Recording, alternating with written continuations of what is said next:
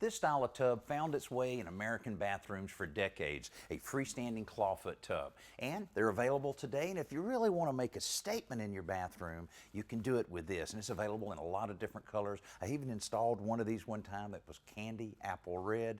That made a statement. But if you decide to go with this, you're going to spend a little money. It's close to $5,000 without the faucet, and it's extremely heavy. So you want to make sure your floor will support it and that you have plenty of help to bring it into the bathroom. Other freestanding tubs are available in more contemporary designs, also called vessel tubs, and you can see these in just about any kind of style or shape that you can possibly imagine.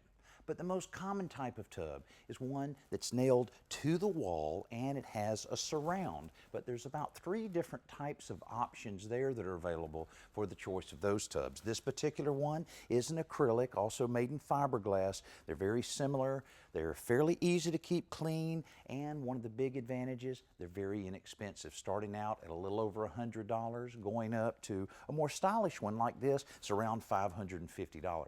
Another advantage is you're able to really pick up some nice design with a lot of the molded patterns that they have, so a lot of advantages there. Disadvantage, it can scratch, so you have to be careful when you're cleaning it. Now another option is a steel tub. Steel tubs, again, very reasonable, starting out around $100, probably topping out around $300, but they're a little more limited in the number of colors and sizes that are available. One disadvantage there, I hear people talking about it has kind of a hollow sound. Maybe they just don't feel very safe in the tub. For those people, they're great candidates for cast iron.